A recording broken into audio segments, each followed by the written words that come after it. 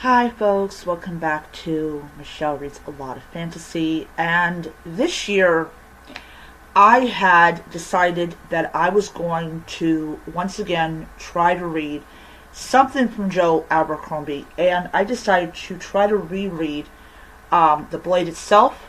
And I'm at 8% of this book read. I'm currently on chapter 5.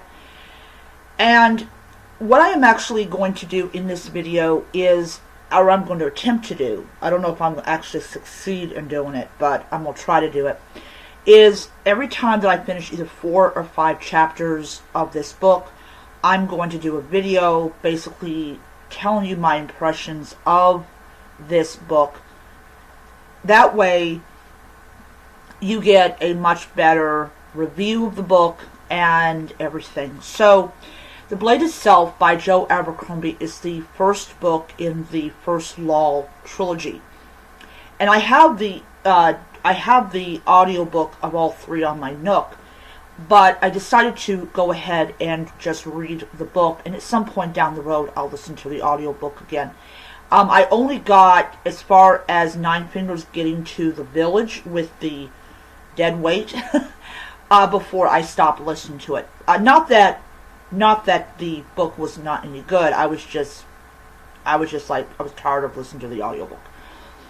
Anyways, so the first 4 chapters of the book, we have 3 characters we're introduced to. We're introduced to other characters as well, but 3 characters we are mainly introduced to.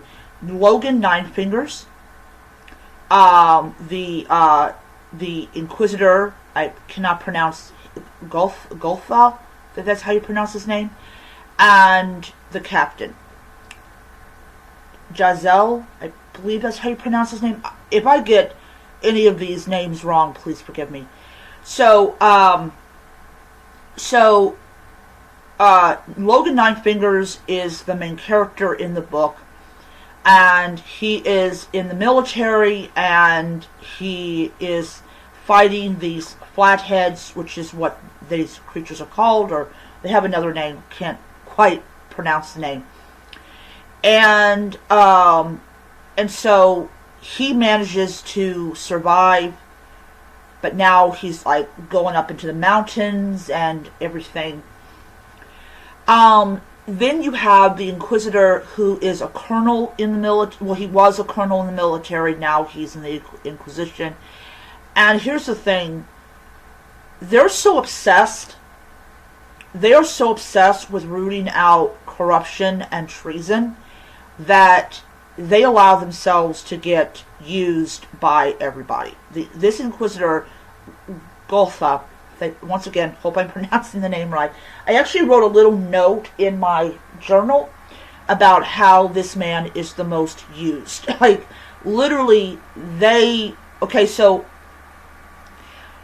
he's talking to this one Inquisitor. It's like, he's higher up than him. And he basically says, yes, I told them everything. And this is the thing. Nobody really actually trusts him because of what he did. Because he told the enemy everything that he knew about whatever he knew. So nobody trusts him. And I can get why. I mean, this man, he will do anything and everything to survive. But he also understands that nobody actually trusts him. Nobody trusts him. Because they've never been in that situation where they have been tortured. He comes from this noble family. He won this contest. I believe he won this contest. This contest is coming up. He was handsome. He had everything going for him. And then he was captured, and the Emperor's men tortured him. And he, of course, broke and he told. But he also admits that he did do that. And then they talk about where they shoveled him off to, and then, and then he's back in, like, warmer areas. So, they know that this man will do anything they tell him to do because he's a follower. He's not a leader. He's a follower. He follows people. He follows them to save his own neck. He follows them. And also the thing about it is that he doesn't really care if he causes, like, enemies to pop up out of nowhere. He's going to get his confession no matter what. He will betray his own friends to get that confession. So, yeah, he's a dirty piece of garbage in this point in the book. I don't even know if the man redeems himself. Which is why I want to read the book. I want to see if this man redeems himself. Like, I want to read the trilogy because I want to see if this man freaking redeems himself. And I think that's what's pushing me to read the book again. Because I want to see, does this man even redeem himself at some point in this freaking trilogy? Or do they finally kill this man? I mean, if they kill this man, he'll be eternally grateful. Because, yeah, he's a... I literally already, I want this man dead. This man is so disgusting. And then we have the Captain Drizel. Once again, I hope I'm pronouncing his names right. I'm trying to pronounce these names. He is the captain, and he literally gets his ass beaten, like, by his own commander. Like, literally, like, wants this guy to run all the way up to the top of the Tower of Chains and come on down. Poor man. And then, of course, he's told, basically, that you're not allowed to drink. And what does this guy do? He drinks. And then that's when he encounters the Inquisitor, who is going after this Master of the Mint and everything. Because, hey, gotta do that to him. Alright. So, So this is my first big book that I'm reading on this device, and as I said, I'm at 8% of it. I'm going to say that I will be honest, the annotations, is so much better on this device. It is so much better on this device. I was able to annotate very easily, not like on the Kindle.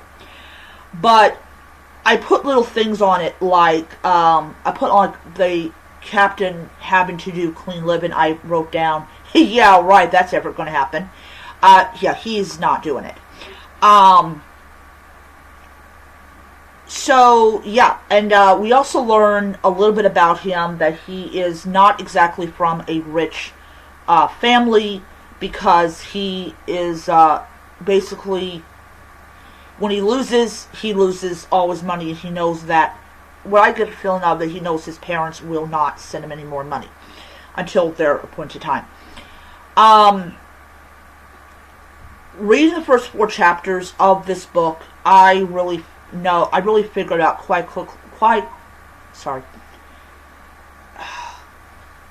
dang eyes, why this is considered grimdark. There is nothing happy that's going on in this book. I mean, maybe Logan, he's happy to be away from all those things. But other characters, they have very, very bleak lives. You got this one guy, Gotha, who is, who was beloved by the people, and now he's hated by them because 2 reasons. 1, he talked, which means he betrayed his king, and 2, he's an Inquisitor. And, I kind of thought about this guy, and I was on chapter 2, New Year's night, and I got tired. It happens. So I didn't push myself to actually finishing the chapter. But it's like, yeah, this man will do anything. And I'm like, you betrayed your king. Why are you in a position, or why do they even give you a position where you're uncovering the very people that you are known to be a part of? Like, you're known to be a traitor.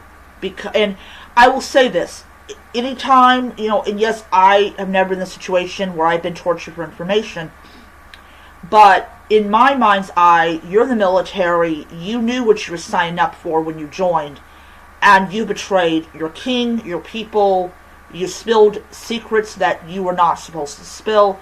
This is why nobody likes you, because you are a traitor and everything. So anyways, as I said, I do not know how long these segment of videos are going to be. I'm going to put it through Canva. What I'm actually going to do is pay the $40. So or just gonna check.